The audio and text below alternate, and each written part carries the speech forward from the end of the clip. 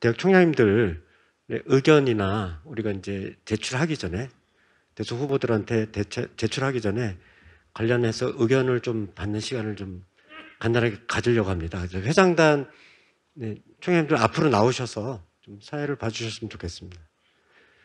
그리고 오늘 강연하신 내용은요, 저희가 대교 홈페이지 자료실에 탑재를 해서 공개를 할 예정입니다. 그러니까 오늘 직접 출력을 해서 못 드렸기 때문에요, 우리 총장님들께서 활용할 수 있도록 이렇게 해드리고요.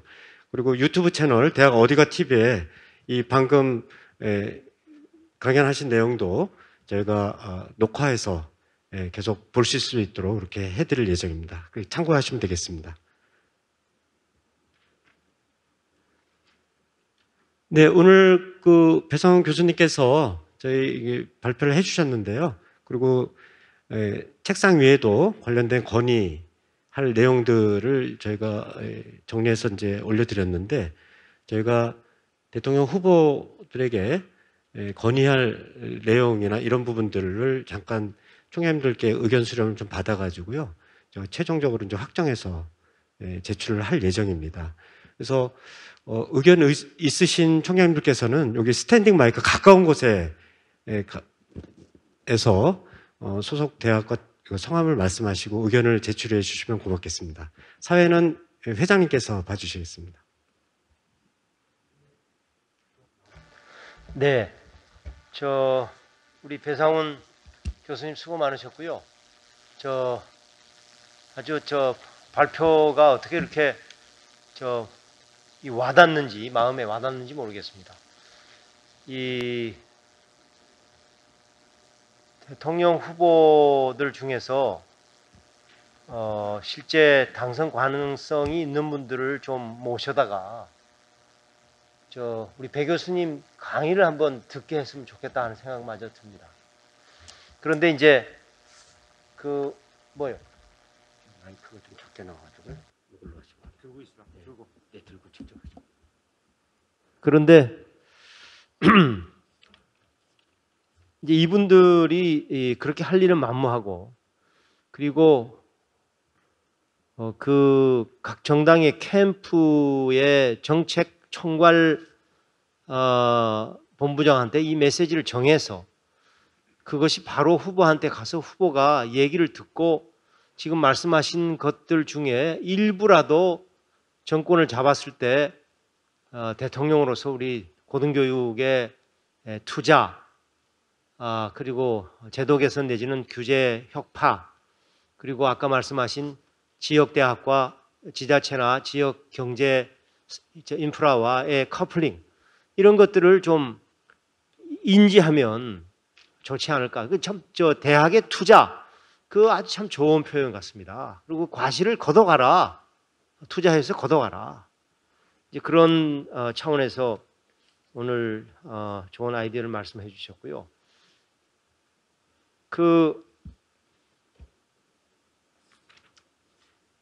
여러분들 20대 대통령 후보자에게 바란다 하는 그 책자 가지고 계시죠? 전부 다. 이거 가지고 계시죠? 우리 총장님들 전부 다. 예. 책상에 놔드렸습니다. 뒷부분은 보시지 말고요. 오늘 우리 배상훈 교수님, 처장님 말씀하신 그 부분은 여러분들도 이제 생각을 정리하는데 큰 도움이 되셨으리라고 생각하고, 그 앞에 이렇게 압축을 했습니다. 4개 정도로 이렇게 압축을 했는데, 여러분들이 보시기에 그 내용 중에 수정을 해야 할 것, 보완을 해야 할 것들이 있으면 말씀을 해주시면, 우리 대학 대교협의 연구소에서 하는 거죠, 이게? 예, 그렇습니다. 고등교육 연구소에서 담당하고 있습니다. 연구소장님도 계시니까 네. 정리를 해 주실 거죠, 거기서? 예, 전부 기록하고 있습니다. 네. 혹시 의견이 있으면 말씀해 주시기 바랍니다. 지금 몇 분 정도 시간이 있습니까? 이거에 대해서. 3시 40분까지 하시면 되니까요. 지금 몇 시입니까? 예, 25분 정도 시간 됐을 것 같습니다. 자, 의견을 말씀해 주시기 바랍니다. 예, 우리 전 대교협 회장님께서 나오셨습니다. 네. 예, 오늘로 올려주시면 됩니다. 저 강원대학교 총장 김원영입니다. 오늘 저 배상원 교수님 말씀 잘 들었습니다. 아주 구체적이고 꼭 저 대학 고등교육 특히 대학에서 해결돼야 되는 문제를 잘 정리된 것 같습니다. 한 가지 아쉬운 점은 사실은 오늘 저 발표하신 내용들이 새로운 것이 아니라 한 5, 6년 전부터 고등교육의 재정 확충, 규제 완화, 대학 평가와 철폐, 이거를 제가 대교협 회장할 때도 이 세 가지를 집중적으로 추진했습니다만 총장님들이나 대학에서 만족할 만한 어떤 변화는 만족할 만한 수준이 아니라 전혀 변화가 없었다는 것에 좀 답답한 마음입니다. 제가 제안드리고 싶은 것은 그동안 우리 총장님들이나 이 대교협에서 계속해서 이 대권 대선 후보나 교육부, 정부에 요청을 해왔는데 그럼 과연 이것이 왜 이렇게 받아들여지지 않고 이대로 있는가? 이거에 대해서 다시 한번 생각을 좀 해봐야 될 것 같습니다. 그거는 제 생각에는 좀 우리가 좀 더 현실적이고 그 추진이 가능한 제안이 필요하다. 이런 생각을 좀 해봅니다. 그래서 오늘 배 교수님께서 상당히 구체적인 그 혁신센터를 설립하자든지 하는 그 구체적인 그 제안을 해주셔서 대단히 감사하게 생각합니다. 한 가지 제가 여기 지금 제안서 20대 대통령 후보자에게 바란다는 내용 중에 2번 대학 설립 운영 요건 등 혁신을 가로막는 규제 혁파와 맞춤형 대학 평가가 필요합니다. 이 문장에 대해서 잠깐 그 수정안을 말씀드리겠습니다. 현재 우리가 대학 평가를 판단할 때 너무 획일적 평가다. 그리고 사실 그 명칭은 평가라기보다 대학 기본 역량 진단이죠. 즉 진단이라는 것은 진단을 하고 분석을 해서 대학을 도와줘야 되지 않겠습니까? 그래서 오히려 이 맞춤형 대학 평가라는 말은 오히려 현재 평가를 하고 있지 않은데 평가를 하자, 이런 용어로 될 수 있지 않겠습니까? 그래서 제가 보기에 이 맞춤형 대학 평가는 좀 적절치 않은 말이다 라는 생각이 들고요. 그 다른 대안을 말씀드린다면 저는 교육부와 앞으로 7월부터 국가교육위원회가 만들어지고 교육부와 국가교육위원회 역할이 조금 모호하고 저희들 대학에서는 상당히 걱정스럽게 바라봅니다만 한 가지 대안으로 교육부는 연구를 좀 더 해야 된다. 빅데이터 분석을 하고 연구를 하고 그다음 한국대학교육협의회에서도 연구를 해서 대학에 어떤 컨설팅을 해주는 그런 기관이 역할이 필요하지 않은가 해서요. 저는 그 연구를 바탕으로 해서 맞춤형에 기반을 한 상시 대학 평가를 제안해 봅니다. 즉 말해서 지금과 같은 대학 평가는 대교협의 기관 평가 인증도 마찬가지고요. 이 모든 체제를 상시 평가 체제로 바꾼다면 아마 교육이 훨씬 더 내실화되고 저희들이 좀 소모적으로 방금 우리 배 교수님이 발표하실 때 제안서 만들고 보고서 만들어서 회계법인 같은 컨설팅 회사에 컨설팅 받고 이런 것들은 없어지지 않겠습니까? 이 컨설팅 체제를 만든다면 그 컨설팅 협력 그 기관에서 연구하고 데이터 분석하고 해서 상시 평가를 연중 무휴로 상시 평가를 주기를 5년 주기로 한다든 10년 주기로 하든 상시 평가 체제가 있어서 한 달 전이나 이 정도에 그 대학에 통보를 하고 몇 월 며칠에 평가를 갑니다 정도를 해서 그 있는 그대로 우리가 평가를 받는 아마 우리 대학들도 그냥 평가를 갖다가 회피만 할 것이 아니라 우리 스스로 교육을 내실화하고 언제든지 평가 와라. 그런데 어떤 날을 정해놓고 이전에 몇 년치를 갖다가 데이터를 모아서 보고서를 잘 쓴 대학만이 평가를 통과하는 이거에 대해서 저희들이 나름대로 그 대안을 제시를 할 때 맞춤형 평가라는 말보다는 상시 컨설팅이라는 단어로 수정할 것을 제안드려 봅니다. 감사합니다. 지금 저 김원영 총장님 말씀 취지는 여기 보면 지금 개별 대학의 특성에 따른 맞춤형 대학 평가 이렇게 되어 있거든요.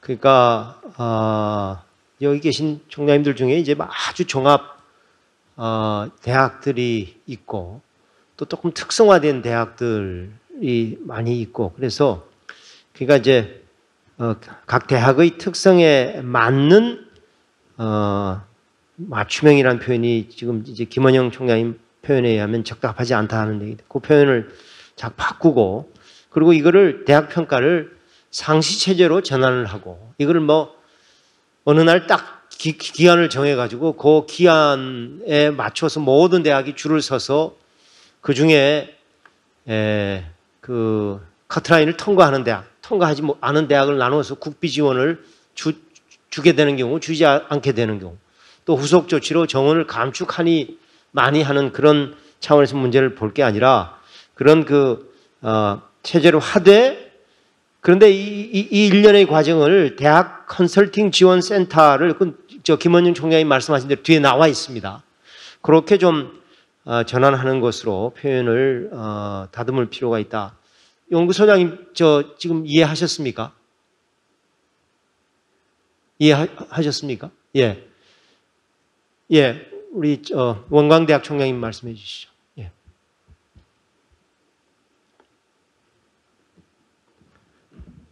예, 원광대학교 박명수입니다.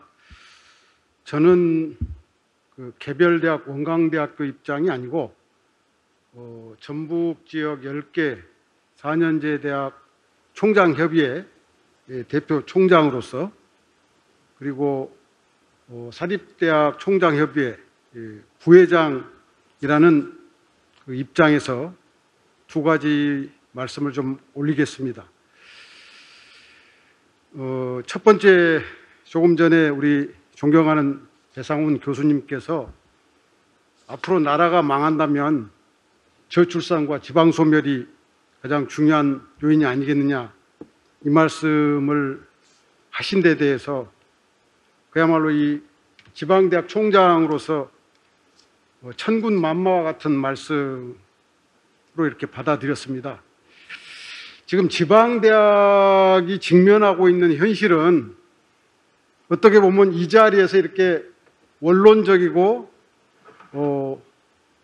근본적인 문제를 논할 시간적 여유도 없이 사실은 지금 기울어져 가고 있습니다. 아마 이제 2월 말 3월 초에 최종 추가 모집 결과까지 발표가 되면 지방대학의 적나라한 그 현실이 또 한 번 전 국민들 앞에 언론 앞에 노출이 될 것으로 생각을 합니다. 근데 그 지방대학들 가운데서도 또 여러 가지 차이들이 있습니다.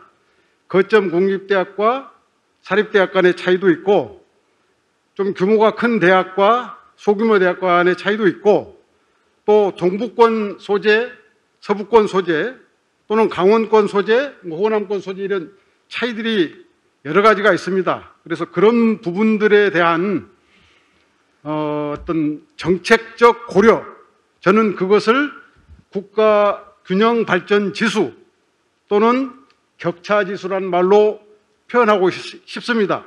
이런 부분들이 그 지방대학을 조금 전에 말씀 나오신 대로 기회를 주어서 지역의 모든 생태계를 건강하게 만들 수 있는 대학으로 만들기 위해서는 국가 균형 발전 지수와 격차 지수가 적절하게 고려될 수 있도록 검토를 해 주실 것을 건의드립니다. 그다음 이제 두 번째 사립대학의 문제입니다. 이 자리에 참석하고 계신 총장님 가운데 80% 이상이 사립대학 총장님들이십니다. 일본과 우리나라만의 특수한 현실이죠. 국가가 필요로 하는 기관 인재를 사립대학들이 80% 이상을 담당해서 지난 75년, 80년 동안 길러온 그 부분에 대한 전 국민적 인식과 평가가 너무너무 빈약합니다. 여전히 사립대학은 일종의 비리 집단인 것처럼 이런 인식을 이번 기회에 이 20대 대통령 후보자님들께 바라는 건의문 안에 지난 7, 80년 동안 사립대학이 국가기관 인재를 양성하기 위해서 기여해 온 부분에 대해서 정당한 평가를 해 주실 것을 건의드리고, 그와 함께 어쩔 수 없이 모든 환경 변화 때문에 구조조정을 할 수밖에 없는 그 부분에 대해서는 사립대학 자체의 투명한 경영과 대학의 공공재로서의 투명성을 강조하는 차원으로 이렇게 함께 좀 검토해 주신다면 지방대학과 사립대학들이 뼈를 깎는 아마 자기 구조조정에 선도적으로 임할 수 있지 않을까, 이런 생각이 들어서 두 가지 말씀을 드렸습니다. 이상입니다. 네.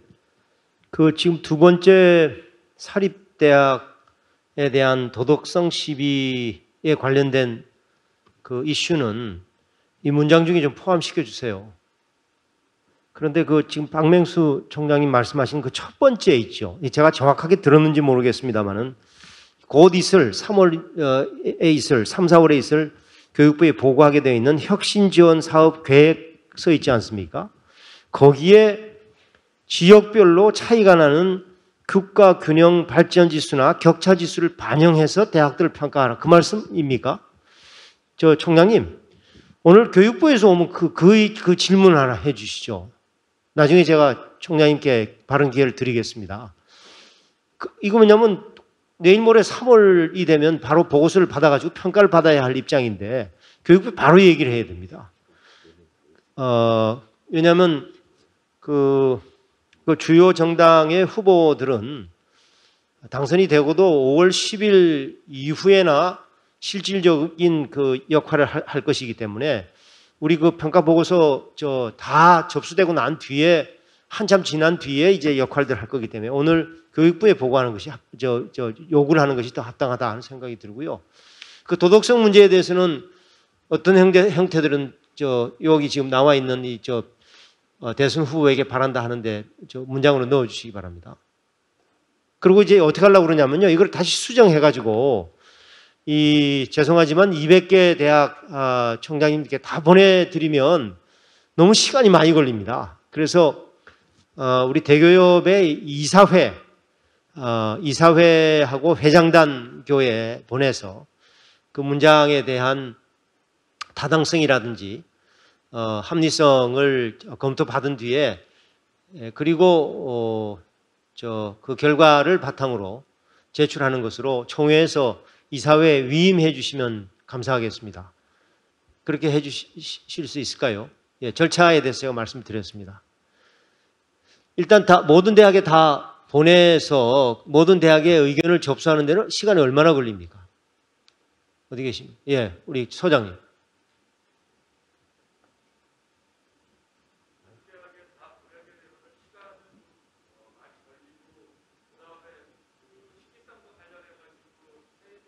이리 오십시오. 나오십시오. 이리 아니, 나와서 한 5분이라도 앉아서 말씀하십시오. 왜냐하면 저보고 모든 걸 다 어떻게 내가 감당을 하겠습니까? 담당자가 직접 나오셔야죠.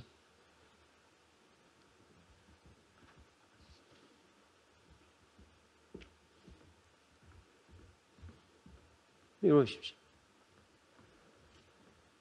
예. 예, 고등교육연구소장으로 있는 백정아입니다. 모든 총장님들의 의견을 다 받는 방법도 있을 것 같지는 합니다만 모든 총장님들 의견을 전부 다 받는 과정에서 시간이 좀 소요될 것 같고 그다음에 지금 한 달 정도 이제 밖에 남지 않은 시간이기 때문에 대선 후보자 및 정당에게 가급적이면 빨리 전달해야지 되지 않을까 하는 생각을 가지고는 있습니다. 그래서 총장님들이 의견 주시면 의견 주시는 데 따라서 진행을 하도록 하겠습니다. 네.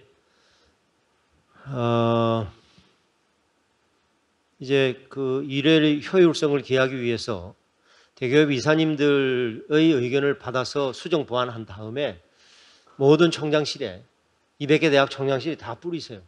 그리고 그러니까 뭐 이제 보내드리면 혹시 읽어보시고 이거는 정말 안 되겠다 하는 이의가 있으시면 그것까지 반영을 하되, 그렇지 않으면 그걸로 그 대선 후보들에게, 주요 정당의 대선 후보들, 제가 아까 뭐 당선 가능성은 아무도 모르는 거 아닙니까? 그러니까 지금 언론에 거론되고 있는 최소한 4개 그 정당의 캠페인에 정책 본부장들께 보내서 후보자가 직접 볼 수 있게 그렇게 해주시고요. 또 언론에 보도 자료를 나갈 수 있게 그렇게 하겠습니다.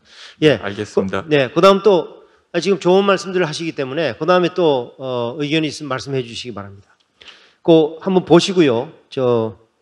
저희가 나눠드린 회의 자료의 1페이지부터 3페이지까지만 한번 보셔서 또 추가해야 할 내용이라든지 문장을 바꿔야 할 사항 등이 있으면 말씀해 주시기 바랍니다.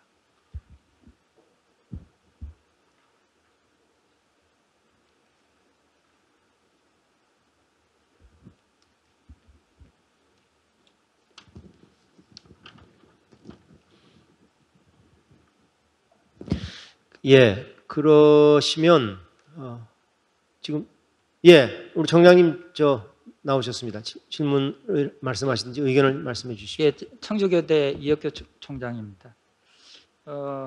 간단하게 한 두세 가지만 말씀드리겠습니다. 여기 건의와 구체적인 관련을 맺을 수도 있고 아닐 수도 있는데 세 가지 정도 말씀드리겠습니다. 첫 번째는 아까 김원영 총장님께서 말씀하셨듯이 역대 대기업 전체 총장님들도 그렇고 임원진들도 그렇고 끊임없이 유사한 건의를 하고 있는데 왜 이게 관철이 안 되는가, 이것 자체가 좀 문제 상황이 됐으면 좋겠다고 생각이 됩니다. 그러니까 여기만 그런 게 아니고 다른 저는 이제 교원양성대학에 있으니까 교원양성대학의 구조조정이나 그다음에 여러 교육적 이슈와 관련된 문제도 유사한 문제에 봉착해 있습니다. 그래서 이제 생각해 보는 고민 중에 하나가 우리 사회 정책 생산, 그 다음에 실행을 진행하는 이 생태계 전체가 지금 낡아 있는 게 아닌가, 이 생각을 좀 하게 돼서 어떻게 하면 다중의 의견을 모아서 합리적인 안을 마련하고 그걸 액션 플랜으로 만들고 또 팔로우할 수 있는가에 대한 고민을 좀 같이 하면 좋겠다는 생각이 들고요. 대기업 차원에서도 조금 건의하는 차원을 넘어서서 실제로 관철되게 하기 위한 어떤 액션 플랜, 그 다음에 행동, 이런 것들을 어떻게 가져갈 수 있을지 차기 집행부도 좀 같이, 그리고 다른 총장님들도 같이 고민했으면 좋겠다고 생각합니다. 그 다음에 두 번째 간단히 말씀드린 것 중에 하나가 지방대학 소멸과 관련된 이야기들이 끊임없이 해자되고 있는데, 위기는 해자되고 있는데 대책은 되게 불분명한 것 같습니다. 근데 명료하잖아요. 2040년이 되면 제가 추측해 보건데 청주도 교육도시 중에 하나인데 인구 80만에서 90만인데 그냥 상상해 보건데 거점국립대학인 충북대를 하나를 제외하고는 다 망할 것 같은 거예요. 그러면 시간이 한 10년, 15년 정도밖에 남지 않았는데 이거는 극약 처방을 쓰지 않으면 저는 대책이 없다고 생각합니다. 그래서 이제 저는 개인적으로 인구 추세에 따라서 대학 정원이 감축되는데 그게 연동돼서 전체 대학 정원을 권역별 입학 정원 비례 감축을 해야 된다고 저는 봅니다. 수도권 지방과 같이 고려해서. 그리고 그와 연동해서 장기적으로는 권역별 취업 할당제를 연동시켜서 고려하지 않으면 저는 지방 대학 소멸이라든지 지방 소멸 문제를 해결하기는 대단히 어렵지 않을까 생각하고, 건의는 못하더라도 이 주제와 관련해서 좀 별도 연구 또는 사회적 합의를 좀 부탁드리고요. 세 번째는 아까 배상훈 우리 그 발표자님 굉장히 인상적인 발표해서 감사드리는데, 우리 모든 대학이 지금 겪고 있는 문제잖아요. 돈 내려오면 교육과정의 본질은 못 건들고 전부 비교과 프로그램으로 지금 운영을 하고 있는 상태에서 교육과정을 어떻게 건들까? 그게 저는 대학개혁의 핵심이라고 보는데, 그 대학개혁의 핵심인 이 교육과정을 건드리는 문제는 교수들의 기득권하고 직접적으로 충돌하는데, 이 부분을 건들지 않고 우리가 돈만 달라고 해가지고는 사회적 설득력을 얻기가 대단히 어렵다고 봅니다. 그런데 여기에 이제 본질적인 문제는 뭐냐 하면, 저는 이제 대학에 좀 일찍 와서 30년을 대학에 근무하는데 대부분 20년, 30년 근무하는데 30년 전에 받은 자기 전공을 30년 동안 가르치고 나가잖아요. 이 구조가 변화되지 않고는 저는 교육과정의 개정은 대단히 어렵다. 그럼 조금 말을 바꾸면 교수들을 재교육하는 메커니즘을 어떻게 만들어낼까에 대해서 지금은 개별 교수들에게 다 맡겨두고 있는데 이건 시스템적인 접근이 저는 필요하다고 봅니다. 그래서 이 문제도 건의 차원을 넘어서서 대학 자체 내에서 좀 심각한 고민을 해야 될 안건이 아닐까 생각이 돼서 세 가지 이슈를 그냥 뭐 현건의는 아니더라도 말씀드립니다. 예, 감사합니다. 예, 우리 청주교대 이혁규 총장님 말씀 감사합니다. 이게 왜 수용이 안 되는가? 좋은 아이디어들이. 저는 이제 저 대학 총장을 8년을 하고 나가는 사람으로서 조금 아주 이렇게 핀포인트로 답을 하는 건 아니지만 제 감으로 말씀을 드리면 우리가 대개 얘기하는 것이요 정치화된 이슈들입니다. 그게 무슨 얘기냐면 등록금을 올려라. 등록금을 자율책정권을 인정하라. 그러면요 정치인들은 전부 반대합니다. 그것이 옳은 줄 알고도 반대합니다. 왜냐하면 그것을 인정하면 지역구의 득표에 지장이 있기 때문입니다. 그러니까 우리는 그걸 정치화된 이슈라고 하지 않습니까? 두 번째는 해당되는 부처의 관료주의 때문입니다. 그러니까 변화에 능동적이지 않은 것이죠. 그리고 변화를 하려고 그러다 보니까 일이 많고 이미 할당되어 있는 업무는 뭐 지나치게 많이 있고 또 그 업무를 수행을 하려면 국비를 지원을 받아야 되는데 국비 지원 받을 자신은 없고 뭐 이런 것들이 악순환이 돼서 시기를 놓치고 시간을 끌고 그러다 보면 다시 이게 정치 위시화 되어 가지고 정치인들 간의 담론을 통해서 찬반이 갈리고 뭐 그런 그 과정이 이게 제가 지금 말씀드리는 건 딱 등록금이 그런 겁니다. 등록금의 자율 책정권이라든지 또 대학 평가에 대한 이슈들이 아무리 얘기를 해도 그건 이제 조금 다른 차원이겠군요. 그거는 또 다른 차원에서 해당되는 부서에서 업무의 성과를 거두는 것을 대내외적으로 선언할 수 있고 또 성과를 거둔 것에 대한 인정을 받을 수 있는 이슈는 그런 이슈가 되는 것 같습니다. 평가와 관련된 이슈가 되는 것 같습니다. 그래서 이제 참 대답하기 어려운데 이게 뭐 다 제가 대답해야 할 일이 아니고 우리 이혁규 총장님 나중에 교육부 그 간부들하고 얘기할 때라든지 아니면 부총리하고 말씀을 나눌 때 지금 말씀하신 교육과정 선진화라든지 그 다음에 지역에 대한 취업 할당제라든지 또 수도권과 지역에 대한 균등한 그 말을 잘못하면 제가 혼나는데 그 정원의 균등한 감축 비율 같은 것을 적용하라 그런 말씀이셨죠 지금 예 그런 말씀을 우리 그 교육부의 관계자들과 저 부총리께 직접 전해주시면 이거는 이제 뭐 이 대통령 당선된 사람이 자기 마음대로 하긴 좀 어려울 겁니다. 그러니까 교육부가 이건 발빠르게 문제를 인지하고 대처하는 그것이 더 효과적일 것이다 하는 차원에서 제가 말씀드린 겁니다. 자, 예, 우리 총장님 마지막으로 지금 몇 분 남았습니까?